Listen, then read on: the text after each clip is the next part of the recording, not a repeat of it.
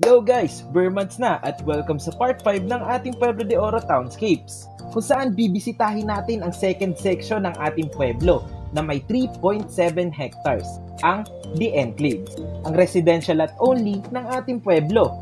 Yes guys, lot only, ranging 240 to 290 square meters.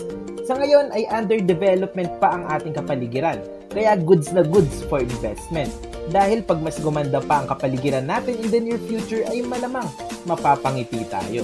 Para sa magiging disenyo ng dream house natin ay for approval naman siya ng ating pueblo. Pero dapat ay nasa 15,000 pesos per square meters ang bill of materials ng ating house construction. Alam ko may larawan na sa isipan mo. Gawin natin yan totoo dahil pumapatak na 17 to 20,000 pesos lang per square meters ang ating lote. Kaya tara, invest na!